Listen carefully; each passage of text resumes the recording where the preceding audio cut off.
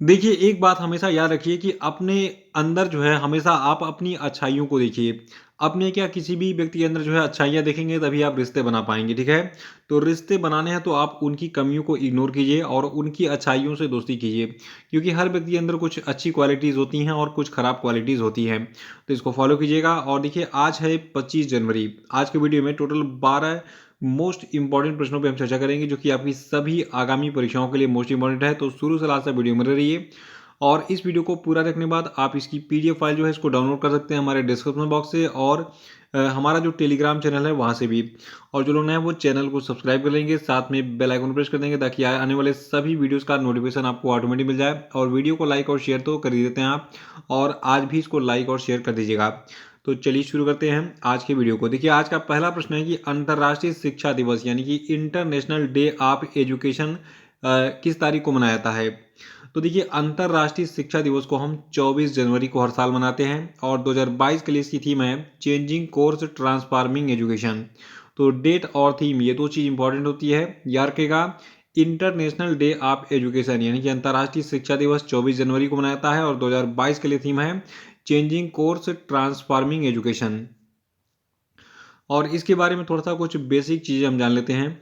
देखिए जो अंतर्राष्ट्रीय शिक्षा दिवस है, इस उत्सव का नेतृत्व संयुक्त राष्ट्र शैक्षिक, वैज्ञानिक और सांस्कृतिक संगठन जिसको आप यूनेस्को कहते हैं, तो यूनेस्को के द्वारा इसका किया जाता है नेतृत्व। और 3 दिसंबर 2018 को संयुक्त राष्ट्र महासभा के द्वारा पारित प्रस्ताव के अनुसार 24 जनवरी 2019 को पहली बार अंतर्राष्ट्रीय शिक्षा दिवस मनाया गया था।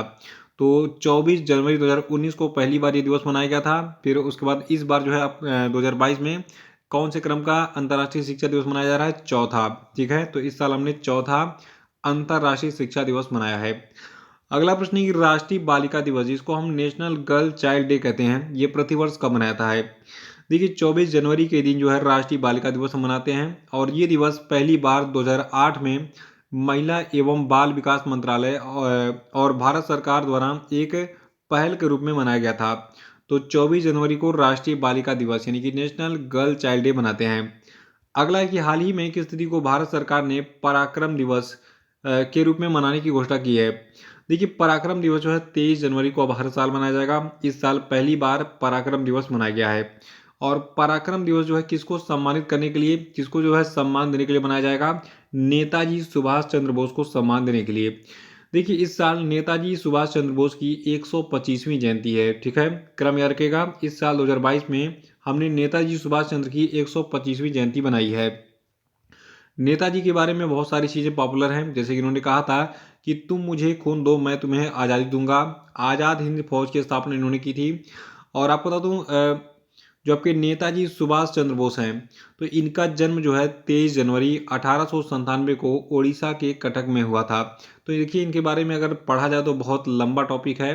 अभी बस जितना मैं बता रहा हूँ उसको याद के, इनका जन्म ओडिशा के कटक में 23 जनवरी 1897 को हुआ था और इस साल इनकी 125वीं जयंती मनाई गई है। अब इनकी जयंती के उपलक्ष्य में हर साल 23 जनवरी को हम क्या मनाएंगे? 23 जनवरी को पराक्रम दिवस मनाएंगे। अगला कि सैयद मोदी बैडमिंटन 2022 का खिताब किसने जीता? देखिए ये बैडमिंटन खिताब काफ़ी इंपॉर्टेंट है और पिछले साल कोरोना के कारण ये आयोजित नहीं हो पाया था, लेकिन इस साल इसका आयोजन किया गया है और इस साल की विनर पीवी सिंधु रही हैं। देखिए जो भारत की पीवी सिंधु हैं, इन्होंने अपने साथी भारतीय खिलाड़ी जिनका नाम है मालविका बंसोड़ा, तो मालविका बंसोड़ा को 21-13, 21-16 से हराकर 2017 के बाद अपना दूसरा सैयद मोदी खिताब जीता है। देखिए सैयद मोदी 2022 अंतर्राष्ट्रीय बैडमिंटन टूर्नामेंट जो था, ये 18 से 23 जनवरी 2022 तक उत्तर प्रदेश की राजधानी लखनऊ के बाबू बनारसी दास इंडोर स्टेडियम में आयोजित किया गया था। जो लोग लखनऊ के निवासी होंगे उनको पता होगा कि बाबू बनारसी दास इंडोर स्टेडियम कहाँ पे है। मैं तो वहाँ पे गया हूँ, काफ़ी खूबसूरत है। आप भी जा सकते हैं अगर कभी लखनऊ जाने का मौका मिले। वैसे जाना ज़रूरी नहीं है, आप जो है चुपचाप पढ़ाई पे ध्यान दीजिए। बस इतना जानिए कि बाबू बनारसी दास इंडोर स्टेडियम लखनऊ में स्थित है और वहीं पर हाल ही में 2022 का सैयद मोदी अंतर्राष्ट्रीय बैडमिंटन टूर्नामेंट आयोजित किया गया था 18 से 23 जनवरी 2022 तक। देखिए जो आपका ये सैयद मोदी बैडमिंटन 2022 का खिताब था, तो इसमें जो है विनर पीवी सिंधु रही और उसमें अन्य कैटेगरीज में जो यानी कि पुरुष एकल हो गया, पुरुष युगल हो गया, महिला युगल हो गया, मिश्रित युगल हो गया। तो इसके जो है विनर्स का नाम जान लेते हैं। अभी हमने जो बात की थी पीवी सिंधु की, तो उन्होंने महिला एकल का खिताब जीता था, ठीक है। तो महिला एकल छोड़ दीजिए, अब पुरुष एकल की बात कर लेते हैं। देखिए जो पुरुष एकल का खिताब है सैयद मोदी बैडमिंटन 2022 टूर्नामेंट में, तो इसमें फाइनल में से एक कोविड-19 के लिए सकारात्मक परीक्षण के बाद अर्नाड मर्कले और लुकास क्लेरबॉट के बीच में जो है फाइनल मुकाबले को जो है नो मैच घोषित कर दिया गया था, ठीक है। इसमें कोई भी विनर नहीं घोषित हो पाया। और जो पुरुष युगल खिताब था, इसको जो है मैन वेई चोंग ने जीता और टी काइवुन की जोड़ी ने जीता, ठीक है। ये दोनों मलेशिया से हैं, तो मलेशिया के मैन वेई चोंग और टी काइवुन की जोड़ी ने पुरुष युगल का खिताब जीता था, इसमें सैयद मोदी बैडमिंटन टूर्नामेंट 2022 में। और देखिए इसमें जो महिला युगल का खिताब है, यानी कि दो महिलाओं की जोड़ी वाला जो खिताब होता है, इसको जीता है मलेशिया की अन्ना चियोंग और तेओ मेई जिंग की जोड़ी ने। और इसमें मिश्रित युगल का जो खिताब है, मिश्रित मतलब हो गया एक लेडीज और एक जेंट्स, यानी कि एक पुरुष खिलाड़ी एक महिला खिलाड़ी का मिश्रित टीम बनाया जाता है और उनके बीच में जो है फिर क्रॉस जो है कंपटीशन होता है। तो सैयद मोदी बैडमिंटन 2022 टूर्नामेंट में मिश्रित युगल खिताब भारत के जो है ईशान भटनागर और तनीषा कास्त्रो ने जीता। इसका स्क्रीनशॉट लेके नोट कर लीजिएगा, ये सभी इंपॉर्टेंट है, ठीक है। तो महिला एकल खिताब किसने जीता? पीवी सिंधु ने। पुरुष एकल जो है इसका कोई विनर घोषित नहीं हो पाया। पुरुष युगल, महिला युगल, मिश्रित युगल, ये तीनों नोट कर लीजिए अगर आपको एक नंबर चाहिए। अगला प्रश्न है कि हाल ही में केंद्रीय कृषि मंत्रालय ने कृषि मशीनीकरण के लिए ड्रोन खरीदने में मार्च 2023 तक कितने प्रतिशत सब्सिडी प्रदान करने की घोषणा की है। तो देखिए जो भारत का केंद्रीय कृषि मंत्रालय है, इसने कृषि मशीनीकरण के लिए ड्रोन खरीदने में मार्च 2023 तक जो है टोटल 40 से 100% तक जो है सब्सिडी प्रदान करने की घोषणा की है। यानी कि 40 से 100% तक जो है सब्सिडी मिलेगी। यानी कि एक चीज़ जो है इसमें ये क्लियर होता है कि ये सब्सिडी कम भी हो सकती है, 100% जो है मैक्सिमम हो सकती है, यानी कि 40 से शुरू होगी 100% तक। तो आइए देखते हैं कि इसको कितना सब्सिडी मिलेगा। देखिए जो फार्मा मशीनरी प्रशिक्षण और परीक्षण संस्थान और भारतीय कृषि अनुसंधान परिषद है, यानी कि Indian council of agriculture research संस्थान है, तो और कृषि विज्ञान केंद्र और राज्य कृषि विश्वविद्यालय हैं, इनको 100% सब्सिडी मिलेगी। अधिकतम 10 लाख रुपए मिलेंगे इस 100% सब्सिडी के तौर पर, ठीक है। बाकी किसको कितना और मिलेगा? देखिए जो कस्टम हायरिंग सेंटर्स होंगे, यानी कि सीएससी होंगे, तो कस्टम हायरिंग सेंटर स्थापित करने वाले जो कृषि स्नातक हैं, यानी कि जो लोग जो है ग्रेजुएट हुए हैं एग्रीकल्चर से, उनको 5 लाख रुपए तक की जो है यानी कि 50% तक की सब्सिडी मिलेगी।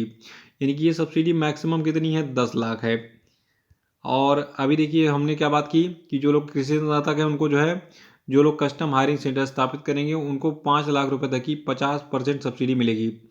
और मौजूदा सीएससी यानी कि जो वर्तमान में जो कस्टम हायरिंग सेंटर्स हैं और नए पहले से ही या फिर किसानों की सहकारी समिति द्वारा स्थापित किए जाने वाले कृषि उत्पादक संगठन और ग्रामीण उद्यमी को जो है 40% तक की सब्सिडी यानी कि अधिकतम 4 लाख रुपए प्राप्त करने के ये हकदार होंगे। तो ये सब्सिडी का क्राइटेरिया बनाया गया किसको कितना सब्सिडी मिलेगा और उसमें कितना अमाउंट रहेगा, ठीक है।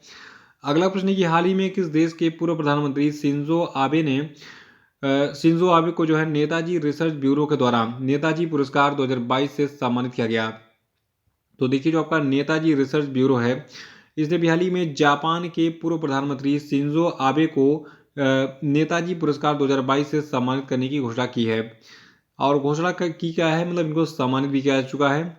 देखिए इसके अलावा इनको जो है एक और सम्मान मिला है अभी हाल ही में, किसको? शिंजो आबे को। देखिए इनको जो है जनवरी 2021 में भारत ने जापान के पूर्व प्रधानमंत्री शिंजो आबे को जो है भारत के दूसरे सर्वोच्च नागरिक सम्मान पद्म भूषण से भी जो है सम्मानित किया था।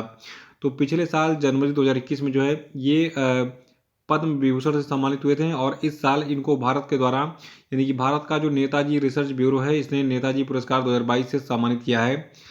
और अगला प्रश्न हमारा है कि हाल ही में केंद्र सरकार ने किस राज्य के मंगलुरु में गंजीमठ में एक प्लास्टिक पार्क बनाने की घोषणा की है। देखिए मंगलुरु आपका जो है कर्नाटका में स्थित है, सबको पता है, नहीं पता तो जान लीजिए कि कर्नाटक के मंगलुरु के गंजीमठ में हाल ही में एक प्लास्टिक पार्क बनाने की मंजूरी दी है भारत सरकार ने। और ये जो प्लास्टिक पार्क बनेगा, ये पार्क 62.77 करोड़ रुपए में बनाया जाएगा और इसको कर्नाटक औद्योगिक क्षेत्र विकास बोर्ड की भूमि में बनाया जाएगा। और ये पार्क जो है स्थानीय युवाओं के लिए सैकड़ों रोजगार पैदा करेगा। इस पार्क में पॉली प्रोपिलीन यूनिट लगाई जाएगी और ये इकाई पार्क के अंदर पॉलीमर और प्लास्टिक इकाइयों को कच्चा माल उपलब्ध कराएगी। तो इसको याद रखिएगा। आठवां प्रश्न की हाल ही में इंग्लैंड के किस पूर्व बल्लेबाज ने तत्काल प्रभाव से काउंटी टीम के हेड कोच का पद छोड़ दिया है? तो देखिए इंग्लैंड के ये पूर्व बल्लेबाज आपके हैं विक्रम सोलंकी। ठीक है, ये आप इनकी फोटो दिख रही है। देखिए जो इंग्लैंड के पूर्व बल्लेबाज विक्रम सोलंकी है, इन्होंने तत्काल प्रभाव से काउंटी टीम के हेड कोच का पद छोड़ दिया है और ऐसा अनुमान लगाया जा रहा है कि जो विक्रम सोलंकी हैं ये अब इंडियन प्रीमियर लीग यानी कि आईपीएल में जो नई फ्रेंचाइजी है इसके बाद अहमदाबाद के साथ जुड़ सकते हैं। नौ प्रश्न की हाल ही में भारत के किस पूर्व फुटबॉलर एवं कोच का 72 वर्ष की उम्र में निधन हो गया? तो देखिए अभी हाल ही में भारत के पूर्व फुटबॉलर एवं कोच जिनका नाम है सुभाष भौमिक, इनका 72 साल की उम्र में निधन हो गया है। देखिए जो पूर्व भारतीय मिडफील्डर सुभाष भौमिक है, ये साल 1970 में एशियाई खेलों में कांस्य पदक जीतने वाली टीम के सदस्य थे और आपको बता दूं कोलकाता मैदान का इन्हें जोस मारिन्हो कहा जाता था और इन्होंने 19 साल की उम्र में राजस्थान क्लब से अपने करियर की शुरुआत की थी। इन्होंने मोहन बागान फुटबॉल क्लब की तरफ से भी जो है खेला था। और आपको बता दूं जो आपके सुभाष भौमिक हैं, इनका जन्म 2 अक्टूबर 1950 को वेस्ट बंगाल में हुआ था। अभी हाल ही में इनकी मृत्यु जो है इकबालपुर में हो गई है 22 जनवरी को। अगला प्रश्न की केंद्र सरकार ने इंडिया गेट से अमर जवान ज्योति को स्थानांतरित करके वहां पर किसकी प्रतिमा को स्थापित करने की घोषणा की है? तो देखिए जो इंडिया गेट के पास जो अमर जवान ज्योति है, तो वहां पर उसको उसका जो स्मारक है उसको सिंबल को हटाकर वहां पर नेताजी सुभाष चंद्र बोस की जो है प्रतिमा लगाने की घोषणा की गई है हाल ही में केंद्र सरकार के द्वारा। देखिए नेताजी सुभाष चंद्र बोस की जो 125वीं जयंती है, इसके पहले ही पीएम मोदी ने यह घोषणा की थी कि अब जो है जो नेताजी सुभाष चंद्र बोस हैं, इनका जो है इनके वीरता के प्रति आभार प्रकट करने के लिए इंडिया गेट पर इनकी ग्रेनाइट की एक प्रतिमा लगाई जाएगी। और देखिए पीएम मोदी की ये घोषणा जो है ऐसे समय में आई है जब इंडिया गेट पर स्थित अमर जवान ज्योति की लौ को राष्ट्रीय समर स्मारक पर जो है जल रही लौ के साथ विलय किए जाने को लेकर केंद्र सरकार की विपक्षी दलों के निशाने पर है। ठीक है, मतलब केंद्र सरकार जो है विपक्षी दलों के निशाने पर इसलिए है क्योंकि ये अमर जवान ज्योति को स्थानांतरित कर रही है। 11वां की हाल ही में केंद्रीय गृह और सहकारिता मंत्री अमित शाह ने किस राज्य के लिए भारत का पहला जिला सुशासन सूचकांक यानी कि डिस्ट्रिक्ट गुड गवर्नेंस इंडेक्स जारी किया? तो देखिए आपको बता दो अभी हाल ही में जो जम्मू कश्मीर राज्य है, ठीक है, जम्मू कश्मीर राज्य के लिए भारत का पहला जिला सुशासन सूचकांक यानी कि डिस्ट्रिक्ट गुड गवर्नेंस इंडेक्स जारी किया गया है। और आपको बता दूं ये जो सूचकांक है जिसका नाम है जिला सुशासन सूचकांक, ये सूचकांक जो है ये जम्मू और कश्मीर सरकार के सहयोग से प्रशासनिक सुधार और लोक शिकायत विभाग द्वारा तैयार किया गया है। आपको बता दूं जम्मू और कश्मीर के जो 20 जिले हैं, ठीक है, टोटल 20 जिले हैं जम्मू कश्मीर में और जम्मू कश्मीर एक केंद्र शासित प्रदेश है, आपको पता होना चाहिए। तो इसके 20 जिलों के लिए भारत के पहले जिला सुशासन सूचकांक में जो शीर्ष 5 जिले हैं इनमें पहला आपका है जम्मू, दूसरा आपका है डोडा, तीसरा है सांबा और चौथा है पुलवामा और पांचवा है श्रीनगर। इसको याद रखिएगा। और 12वां प्रश्न की हाल ही में किस स्थान पर भारत की पहली पैरा बैडमिंटन अकादमी शुरू की गई? तो देखिए जो भारत की पहली पैरा बैडमिंटन अकादमी है ये लखनऊ में शुरू की गई है। लखनऊ उत्तर प्रदेश की राजधानी है, आपको याद होना चाहिए। देखिए भारत की जो पहली पैरा बैडमिंटन अकादमी है ये उत्तर प्रदेश की राजधानी लखनऊ में स्थापित की गई है।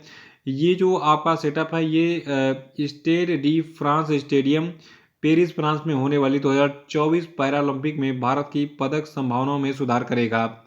और देखिए इस बैडमिंटन सेंटर को भारतीय पैरा बैडमिंटन टीम के जो मुख्य राष्ट्रीय कोच हैं गौरव खन्ना, इन्होंने जो है एजेस फेडरल लाइफ इंश्योरेंस के सहयोग से जो है इसको हाल ही में स्थापित किया है। तो इसको याद रखिएगा कि भारत का जो पहला पैरा बैडमिंटन अकादमी है ये लखनऊ में स्थापित किया गया है। तो ये थे आपके आज के सभी धमाकेदार और मोस्ट इम्पॉर्टेंट प्रश्न। और अब हम बात करेंगे कल के सभी आज के सभी क्वेश्चन डे पे और इसके बाद फिर कल के सभी पूछे गए क्वेश्चन डे पे हम चर्चा करेंगे। देखिए आज का पहला क्वेश्चन डे का प्रश्न है कि भारत मौसम विज्ञान विभाग के द्वारा जारी climate of India during 2021 report के अनुसार 1901 में देश में राष्ट्रव्यापी रिकॉर्ड शुरू होने के बाद से कौन सा वर्ष जो है 5वां सबसे गर्म वर्ष जो है था? बताइए। देखिए कल का वीडियो बहुत ही इंपॉर्टेंट था और कल बहुत ही मोस्ट इंपॉर्टेंट प्रश्नों पे हमने चर्चा किया था, तो अगर आप कल का वीडियो मिस कर चुके हैं उसको देख के रिवाइज कर डालिएगा। अगला प्रश्न है कि हाल ही में भारतीय प्रधानमंत्री नरेंद्र मोदी ने किस देश में भारतीय सहायता प्राप्त सामाजिक आवास इकाइयों की परियोजना का उद्घाटन किया है, बताइए।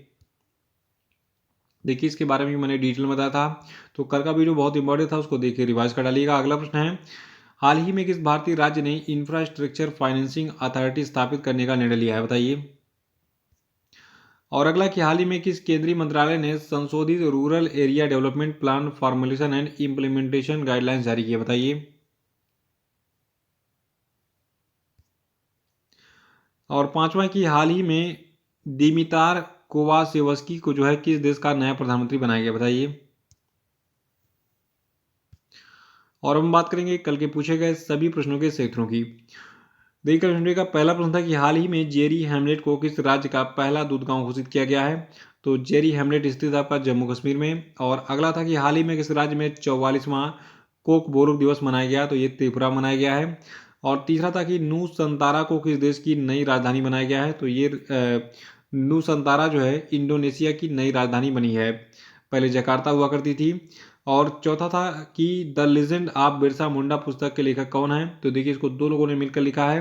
पहले का नाम है तुहिन ए सिन्हा, दूसरे का नाम है अंकित वर्मा। सॉरी ये अंकित नहीं है, अंकिता है, ठीक है। तो अंकिता वर्मा और तुहिन ए सिन्हा ने मिलकर इसको लिखा है। और अगला था कि हाल ही में किस अभिनेत्री को international association of working woman award दिया गया है, तो देखिए ये अवार्ड सुष्मिता सेन को दिया गया है, ठीक है। और इसके बारे में अगर डिटेल में जानना है तो आप परसों का वीडियो देख के उसको रिवर्स कर डालिएगा। तो इसी के साथ ये वीडियो समाप्त होता है। जय हिंद, जय भारत।